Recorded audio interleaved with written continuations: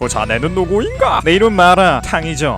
코난에는 잠시 등장을 했다가 요즘 들어서 등장을 안 하고 있는 캐릭터들이 존재합니다. CIA로 가버린 문제수라던가 요즘 들어 잘 안 나오시는 정령의 형사라던가 죽어버려서 잘 안 나오는 피스코나 데킬라처럼 말이죠. 이런 캐릭터들 중에서 가장 먼저 죽어가지고 코난에서 퇴장해버린 캐릭터가 있으니 바로 미야노 아키미, 한국어로는 안제이라는 캐릭터입니다. 이 캐릭터는 초반에 죽어버림으로써 장미가 조직을 나올 수 있게끔 만들어줬고 코난에게 검은 조직이라는 비밀에 쌓인 단체를 알려준 역할을 해줬습니다. 그래서 저는 문득 이렇게 중요한 역할을 했던 안제이가 죽지 않고 살아있었다면 어땠을까 라는 생각을 하게 됐고 한번 망상을 해보고 싶어지더라고요. 그래서 오늘은 안제이가 만약 살아있었다면 스토리가 어떤 식으로 흘러갔을지 한번 망상을 해보는 시간을 가져보겠습니다. 참고로 말하자면 이 영상은 망상으로 가득 차 있어서 원작과는 다르게 흘러갈 수도 있습니다. 그러니까 너무 생각을 깊게 하시면서 보지 마시고 완전히 머리를 비우고 봐주시면 너무 감사할 것 같네요. 세상엔 알려져 있진 않지만 음습한 곳에서 온갖 범죄 행위들을 하는 범죄 조직이 있었으니 정확한 이름은 모르겠지만 모든 조직원들이 검은 옷을 입고 다녀서 검은 조직이라 불리는 조직이 있었습니다. 그 조직은 이름 모를 약을 개발한 것 같았고 그 약을 만들기 위해 많은 사람들이 모였습니다. 그 중에는 안제이의 어머니와 아버지도 있었죠. 안제이의 부모님은 조직을 도와 약을 개발하다가 이유를 알 수 없는 죽음을 맞이하셨고 조직에는 안제이와 어린 그녀의 여동생만 남아버렸습니다. 안제이와 달리 동생인 시오는 약 개발에 뛰어난 재능을 보였고 조직은 시오를 데리고 가서 부모님이 하던 것처럼 용도를 알 수 없는 약을 개발하게끔 만들었습니다. 제이는 그런 시오가 안타까웠고 언젠간 그녀와 함께 이 조직을 나가고 싶다는 생각을 하게 됐습니다. 그렇게 시간이 흘러 제이는 라이라는 코드명을 가지고 있고 본명은 모로보시 다이라고 불리는 남자와 사랑에 빠지게 됐습니다. 안제이는 사실 그 남자가 검은 조직 멤버가 아니라 이 조직에 침입한 스파이라는 것을 알고 있었습니다. 가끔씩 그가 밖에 나가서 정체를 알 수 없는 사람들을 만나는 걸 봤고 그 사람들은 FBI라고 적힌 옷을 입고 있었기 때문에 라이 역시 FBI와 연관이 있다는 걸 알 수 있었죠. 하지만 안제이는 그 남자를 너무나 사랑했기 때문에 그 남자의 비밀을 지켜주려고 했습니다. 그러던 어느 날 라이는 갑자기 안제이에게 찾아와서는 본인이 FBI라는 것을 밝히며 자신은 조직에 침입한 스파이라는 것을 알려줬습니다. 안제이는 라이가 진실을 말해줬다는 것이 기뻤고 이미 알고 있었지만 얘기를 안 한 거라고 말해줬습니다. 라이는 살짝 혼란스러운 듯한 눈빛을 보이더니 지금 조직에 꼬투리를 잡혀가지고 조직을 나가야 해서 널 두고 나가지만 반드시 안제이를 구해주러 오겠다는 말을 남기고는 사라져버렸습니다. 안제이는 지옥 같은 조직에서 나가는 것이 불가능하다고 생각했지만 그래도 라이가 그런 말을 해줬다는 것이 기뻤고 자신도 희망을 갖고 자신의 동생과 함께 조직을 나가기로 결심했습니다. 그래서 안제이는 조직의 인물들에게 자신의 동생인 시오와 함께 조직을 나가겠다고 말을 했습니다. 그래서 진이란 남자가 3억엔이란 돈을 들고 온다면 너와 네 동생인 쉐리를 조직에서 내보내주겠다는 말을 했습니다. 안제이는 그 말을 듣고 어떻게 3억엔을 모을까 하는 생각을 했습니다. 밀짚 모자를 쓴 고무인간을 잡으면 순식간에 3억이 벌리긴 하겠지만 괜히 덤볐다가 뒤질 수도 있으니 좀 안 좋은 방법인 것 같았고 비트코인을 하자니 주위 사람 중에 비트코인 떡락해가지고 문 부수고 컴퓨터 부수는 친구들 보니까 저건 하면 안 되겠다는 생각이 들었습니다. 그래서 단기간에 3억엔을 벌 수 있는 방법은 범죄이긴 하지만 은행을 터는 방법밖에 없다고 생각을 하였고 운전을 잘하는 남자와 힘 좀 쓰는 남자를 동료로 만들어서 은행을 털기로 결심했습니다. 안제이는 돈만 가져 나오고 최대한 인명에는 피해가 없도록 하고 싶었는데 동료였던 덩치 큰 남자는 자신에게 끈덕지게 달라붙는 경비원을 힘으로 죽여버렸습니다. 안제이는 안 그래도 은행을 턴다는 사실 때문에 양심의 가책을 느끼고 있었는데 인명피해까지 나게 되자 좀 마음이 흔들렸습니다. 하지만 조직에 있는 시오를 위해서라고 생각하며 돈을 가지고 나왔습니다. 그런데 훔친 3억엔을 들고 운전을 잘하는 동료가 튀어버렸습니다. 급하게 구한 동료라 정상은 없을 거라고 생각했는데 한 명은 분노 조절 장애고 한 명은 탈주 닌자라는 사실에 안제이는 현타가 왔습니다. 일단 안제이는 돈을 들고 튀어버린 남자를 찾기 위해서 탐정을 고용하기로 했고 주변에서 그나마 추리 능력이 뛰어나다고 알려진 유명한이라는 탐정을 찾아가서 사람을 찾아달라는 의뢰를 했습니다. 안제이는 그냥 찾아달라고 하면 의심을 받을 수도 있으니 찾고 있는 남자를 본인의 아버지라고 속였고 탐정은 꽤나 빨리 돈을 들고 튄 남자를 찾아줬습니다. 안제이는 그래서 덩치 큰 남자와 함께 돈을 들고 사라진 남자를 찾아갔고 덩치 큰 남자는 개빡쳐가지고 바로 그 남자를 죽여버렸습니다. 안제이는 또 인명피해가 일어났다는 것에 굉장히 충격이 컸지만 거의 다 왔다고 생각해서 그냥 넘어갔습니다. 그리고 3억엔을 톡 차지하기 위해 조직원에게 덩치 큰 남자를 재울 수 있는 수면제를 받아서 그 남자가 마시는 음료수에 수면제를 탔습니다. 그런데 그 남자는 그 음료수를 먹자마자 피를 토하며 죽어버렸고 안제이는 당황하며 돈이 든 가방을 일단 호텔 로비에 맡겨두고 검은 조직에 진이라는 남자가 기다리고 있으라 항구로 택시를 타고 출발했습니다. 뭔가 자신의 뒤로 어떤 택시가 따라오는 것 같았지만 그냥 가는 방향이 같은 거라고 생각했습니다. 그렇게 항구에 도착해서 컨테이너 사이를 걷고 있었는데 갑자기 웬 처음 본 남자가 다가오더니 도와주러 왔다고 그쪽으로 가면 안 된단 말을 합니다. 안제이는 누구냐고 물었고 그 남자는 본인을 캐머리라고 소개하더니 이상윤이라는 남자가 보냈단 말을 했습니다. 안제이는 이상윤이 누구인지 물어봤고 캐머리라는 남자는 나중엔 다 설명할 테니 일단 따라와달란 말을 했습니다. 안제이는 처음 본 사람은 잘 안 믿는 편이었지만 뭔가 이 사람은 믿어도 될 것 같은 느낌이 들어서 그 남자를 따라가 봤습니다. 그 남자를 따라간 곳에는 라이와 어떤 노란머리의 여자가 서 있었습니다. 안제이는 오랜만에 보는 라이 얼굴에 너무 반가워서 바로 달려가서 그에게 안겼습니다. 라이 역시 그녀를 안아줬고 왜인지는 모르겠지만 옆에 있는 노란머리의 여자가 좀 째려보는 것 같은 느낌이 들었습니다. 아무튼 라이는 최근 있었던 10억엔 강도 사건과 자신이 쫓고 있는 검은 조직이 연관되어 있을 것 같다는 냄새를 맡았고 알아보고 그 사건을 쫓던 중 안재희가 연관되어 있다는 걸 알아냈다고 합니다. 그리고 오늘 여기에 진가워커라는 남자가 올 거란 예상을 했고 이곳에서 대기를 하고 있는 거라고 말을 합니다. 안재희는 라이에게 다시 와준다는 약속을 지켜줘서 너무 고맙다는 말을 했고 라이는 웃으면서 본인의 이름은 라이가 아니라 이상윤이라고 말을 해주며 다시는 너를 그 지옥 같은 조직에 돌아가게 하지 않겠다고, 그리고 너희 여동생도 조직에서 빼내와주겠다는 말을 했습니다. 안재희는 기뻐하며 진가워커가 나타나길 기다렸습니다. 그런데 이상한 냄새를 맡았는지 진가워커는 나타나지 않았고 유명한 탐정사무소에서 봤던 안경 낀 꼬마애가 근처를 서성거린 것 같았습니다. 저 꼬마를 보니 안재희는 본인이 했던 일들이 기억이 났습니다. 이렇게 조직에서 나와가지고 FBI라는 조직에게 보호를 받는 데까지 성공을 했지만 은행을 털고 다른 2명의 살인사건에 연루됐다는 사실은 변하지가 않습니다. 그래서 이상윤에게 자수해야겠다고 말했고 이상윤은 잘 생각했다고 미리 너가 이런 짓을 하지 못하게 막았어야 했는데 말리지 못해서 미안하단 말을 했습니다. 그리고 돈을 다시 돌려준다는 점, 사람을 죽인 인간은 안재희가 아니라는 점, 그리고 만화에서 주인공 민에게는 처벌 수위가 약해진다는 점으로 보아 형량이 얼마 안 나올 거란 말을 했습니다. 실제로 안재희는 집행유예에 범죄 예방 교육을 듣는 것으로 처벌이 결정됐고 바로 이상윤과 FBI에게 보호받기 시작했습니다. 안재희는 이상윤에게 자신이 조직에서 사라졌으니 시호가 걱정하고 있을 것 같다며 빨리 그녀를 데리고 나와야 할 것 같단 말을 했습니다. 이상윤은 너희 심정은 잘 알고 있지만 지금 당장 조직 내부로 들어간 건 너무 위험이 크고 아직 조직에 대해서 완전히 다 아는 것이 아니기 때문에 너무 많은 희생을 낳을 수 있다는 말을 했습니다. 안재희는 그러면 자신이 조직에 들어가서 시호에게 본인이 살아있다는 것만 말할 수 있게 해달라는 부탁을 했습니다. 이상윤은 심각하게 고민을 하더니 그러면 알겠으니 본인과 같이 둘만 가가지고 시호를 데리고 오자 말을 했습니다. 그렇게 이상윤과 안재희는 함께 시호가 약을 개발하고 있는 연구소로 갔고 이상윤을 따라 최대한 감시를 피해가며 시호가 연구하고 있는 방을 찾아갔습니다. 안재희는 당장 시호에게 여기서 나가자고 말을 했습니다. 시호는 그래도 되는 거냐고 살짝 망설였지만 언니가 데리고 온 남자가 몇 년 전에 조직에서 나간 탈주 닌자라는 것을 알아보고는 같이 가기로 결심했습니다. 셋은 함께 연구소를 거의 다 빠져나왔고 출구를 앞에 두고 있었는데 분명 아무도 없어야 할 문 앞에 어떤 남자가 서 있었습니다. 그 남자는 노란 머리에 피부는 까무잡잡한 외국인 같은 남자였고 코드네임 법원이라고 불리는 남자였습니다. 이상윤은 그 남자를 보더니 살짝 인상을 찌푸렸고 법원 역시 이상윤을 보더니 미소를 지으며 조직에서 나간 배신자가 여기서 뭘 하는 거냐고 말을 했습니다. 이상윤은 이 상황을 예상 못한 것 같아 보였고 당황한 것 같아 보였습니다. 법원은 이상윤을 죽일 것 같은 표정으로 보다가 잠시 안재희와 안시호 자매가 있는 쪽을 바라보았는데 뭔가 그 남자의 표정이 미묘하게 바뀌는 것 같아 보였습니다. 법원은 한동안 안재희와 안시호 쪽을 바라보다가 이상윤을 바라보며 이 새끼 때문에 다른 사람에게 피해를 끼칠 수 없다 라는 말을 하고 길을 비켜줬습니다. 이상윤은 고맙다는 말을 하며 길을 나섰고 안재희는 문을 나가며 법원 쪽을 바라보고 고맙다는 인사를 했습니다. 법원은 이해할 수 없는 표정을 지으며 엘레나에게 받은 은혜를 갚는 거였으면 좋겠다 라는 말을 중얼거린 것 같았습니다. 그렇게 시호까지 조직에서 나왔고 안재희와 안시호 자매는 드디어 조직을 나와 자유를 누리게 됐다는 사실에 굉장히 기뻐했습니다. 둘은 FBI에 합류해서 검은 조직에 관한 정보를 얘기해줬습니다. 그리고 그 정보와 이상윤이 얻어온 정보 등을 바탕으로 FBI는 검은 조직을 공격할 생각을 하고 있었습니다. 한편 검은 조직 역시 조직 내에서 꽤 중요한 위치를 차지하고 있던 안시호마저 조직에서 나가자 조직원과 간부 그리고 보스까지 움직일 생각을 하는 것 같았습니다. 이상윤 안재희에게 찾아와서 조만간 검은 조직과 부딪힐 것 같다고 안시호 옆에 붙어가지고 그녀를 잘 지켜주란 말을 했습니다. 그렇게 FBI와 검은 조직이 비밀리에 부딪힌 일이 벌어졌고 안재희와 안시호는 FBI가 제공해준 집에서 보호를 받으며 있었습니다. 그러던 중 밖에서 이상한 소리가 들렸고 소리가 들리고 얼마 안 있고 나서 문이 열리더니 보기만 해도 오줌을 지릴 것 같은 남자 진이 나타났습니다. 진은 소름 돋는 목소리로 잘 있었냐고 물었고 그때 항구에서는 이상한 낌새가 느껴져서 돌아갔지만 이번에야말로 죽여주겠다 라는 말을 하며 총을 들어 올렸습니다. 안재희는 절망하며 눈을 감았는데 갑자기